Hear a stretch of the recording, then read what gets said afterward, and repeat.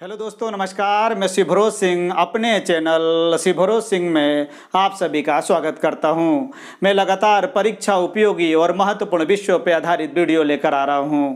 YouTube पर अभी तक मेरे 41 वीडियो आ चुके हैं जो इतिहास, भूगोल और सामान्य ज्ञान पर आधारित है। आपने मेरे चैनल को अभी तक सब्सक्राइब नहीं किया है तो सब्सक्राइब कर लीजिए और बेल आइकन को दबा दीजिए ताकि मेरे आने वाले वीडियो की नोटिफिकेशन आपको मिलती रहे। साथ ही कमेंट्स बॉक्स में अपने ज़रूरी सुझाव दीजिए। आज फिर मैं एक महत्वपूर्ण वीडियो लेकर आया हूँ जिसका विषय है सम्राट अशोक के अभिलेख, स्तंभ लेख एवं गुहा लेख भाग 2। आपने इसके पूर्व मेरा वीडियो सम्राट अशोक के अभिलेख शिलालेख भाग 1 नहीं देखा है तो उसे देख लीजिए ताकि आप इस वीडियो को समझ सकें। तो चलिए मैं आपको जोड़ता हूं आज के अपने वीडियो से। सबसे पहले हम समझते हैं कि स्तंभ लेख, जिसे पिलर एडिक्ट कहा जाता है। अब स्तंभ लेख क्या होता है, स्तंभ लेखों की संख्या कितनी होती है, इसको यहाँ पर हम समझते हैं। स्तंभ लेखों की संख्या 7 है जो 6 विभिन्न स्थानों पर पाषाण स्तंभों पर उत्कीर्ण पाए गए हैं। यानी सम्राट अशोक ने पाषाण स्तंभों पर जो लेख उत्कीर्ण कराए उसे ही स्तंभ लेख कहा जाता है। अब इन स्तंभ लेखों पर किस किस प्रकार की जानकारियां उत्कीर्ण की हैं और ये कहाँ कहाँ पाए गए हैं, इस पर प्रकाश डालते हैं। तो चलिए हम देखते हैं दिल्ली टोपरा। अक्सर परीक्षाओं में इस प्रकार के प्रश्न पूछे जाते हैं कि अशोक के जो स्तंभ लेख है, जैसे यहाँ लिखा गया दिल्ली टोपरा, तो यहाँ दिल्ली टोपरा लिखे जाने का क्या उद्देश्य है, तो यहाँ पर इसको समझते हैं। दिल्ली टोपरा, टोपरा जो उत्तर प्रदेश के सहारन जिले में है, यहाँ पर जो है अशोक का यह स्तंभ लेख गड़ा हुआ था। तुगलक बादशाह फिरोज शाह तुगलक द्वारा बाद में इसे दिल्ली लाया गया। इस प्रकार के प्रश्न परीक्षाओं में पूछे जाते हैं कि किस बादशाह ने टोपरा से स्तंभ लेख को दिल्ली मंगवाया। इसी प्रकार से हम देखते हैं दिल्ली मेरठ। पहले यह स्तंभ लेख उत्तर प्रदेश के मेरठ में गड़ा हुआ था, बाद में फिरोज शाह तुगलक द्वारा ही इसे दिल्ली लाया गया। इसी प्रकार से तीसरा स्तंभ लेख लोरिया अर्राज जो बिहार के चंपारण जिले में पाया गया। लोरिया नंदनगढ़ यह भी बिहार के चंपारण जिले में पाया गया। और पांचवा स्तंभ लेख की बात करते हैं रामपुरवा, यह भी बिहार के चंपारण जिले में पाया गया। अब छठे स्तंभ लेख की बात करते हैं प्रयाग स्तंभ लेख। पहले कौशाम्बी उत्तर प्रदेश में गड़ा हुआ था, बाद में मुगल बादशाह अकबर द्वारा इलाहाबाद के किले में लाया गया। इस प्रकार के प्रश्न परीक्षाओं में पूछे जाते हैं। परीक्षाओं के लिए ये प्रश्न आकर्षण के केंद्र रहते हैं। चलिए आगे बढ़ते हैं और देखते हैं लघु स्तंभ लेख, जिसे माइनर पिलर एडिक्ट कहा जाता है।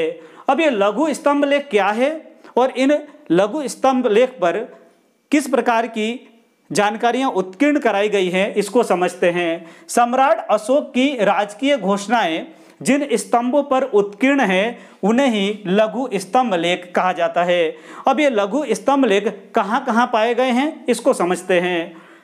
सबसे पहले हम देखते हैं पहला सांची, ये मध्य प्रदेश के रायसेन जिले में पाया गया। अब इसमें सम्राट अशोक जो है किस प्रकार की जानकारियां उत्कीर्ण कराते हैं, यहाँ हम पाते हैं कि अपने महामात्रों को संघ भेद रोकने का आदेश देते हैं। सम्राट अशोक ने अपने धर्म के प्रचार के लिए महामात्रों को नियुक्त किया था। उन्हें संघ भेद यानी संघ में, बौद्ध संघ में हो रहे भेदों को रोकने का आदेश देते हैं।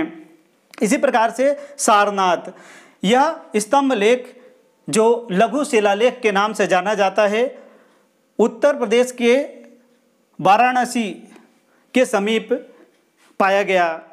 यहाँ पर सम्राट अशोक जो हैं अपने महामात्रों को संघ भेद रोकने का आदेश देते हैं। सारनाथ वो स्थान है जहाँ पर गौतम बुद्ध ने अपना पहला उपदेश दिया था। इसलिए इसे धम्र चक्र प्रवर्तन कहा जाता है। अब आगे हम पाते हैं अगले लघु स्तंभ लेख की बात करते हैं कौशाम्बी, ये इलाहाबाद के समीप उत्तर प्रदेश में पाया गया। अब इस कौशाम्बी के लघु स्तंभ लेख में कौन सी बातें कही गई है, किस प्रकार की जानकारियां उत्कीर्ण कराई गई हैं, तो सम्राट अशोक की रानी करुवाकी द्वारा दान दिए जाने का यहाँ उल्लेख है। और परीक्षाओं में अक्सर पूछा जाता है कि किस लघु स्तंभ लेख को रानी के अभिलेख के नाम से जाना जाता है, तो कौशांबी के लघु स्तंभ लेख को रानी के अभिलेख के नाम से जाना जाता है। अगले लघु स्तंभ लेख की हम बात करते हैं, रुमिनदेई। ये नेपाल की तराई में पाया गया और सम्राट अशोक द्वारा यहाँ पर धर्म यात्रा किए जाने की बात की गई। इसी प्रकार से निगलीबा, ये भी नेपाल की तराई में पाया गया और कनक मुनि के स्तूप का अशोक द्वारा पुनर्निर्माण की यहाँ पर बात कही गई। इस प्रकार से अशोक को समझने के लिए अशोक के स्तंभ लेख और लघु स्तंभ लेख बहुत महत्वपूर्ण है। आगे हम बढ़ते हैं गुहालेख। ये गुहालेख क्या होते हैं? गुहालेख जिसे केव इंस्क्रिप्शन कहा जाता है, आखिर गुहालेख से क्या आशय है? गुफाओं की दीवारों पर उत्कीर्ण लेख को गुहालेख कहा जाता है। अब ये गुहालेख कहाँ पर पाए गए? बिहार के गया जिले में बराबर की पहाड़ी की 3 गुफाओं की दीवार पर जो लेख उत्कीर्ण किए गए हैं, यही गुहालेख हैं। इन गुहालेखों का निर्माण किस लिए कराया गया, इसको समझते हैं। गुफाओं को सम्राट अशोक द्वारा आजीवक संप्रदाय के साधुओं को दान दिया गया। सम्राट अशोक प्रारंभ में आजीवक संप्रदाय से ही संबंध रखते थे। अब इन गुफाओं के कौन कौन से नाम है परीक्षाओं में पूछे जाते हैं, तो इन गुफाओं के नाम है कर्ज गुफा, चौपार गुफा, सुदामा गुफा और विश्व झोपड़ी। सम्राट अशोक के जीवन को समझने के लिए और सम्राट अशोक के अभिलेख ही सबसे महत्वपूर्ण हैं। इतिहासकार डी.डी. भंडारकर ने अशोक के अभिलेखों के आधार पर इतिहास लिखने का प्रयास किया है। सम्राट अशोक के अभिलेखों में सभी धर्मों को समान रूप से सम्मान देने की बात कही गई है।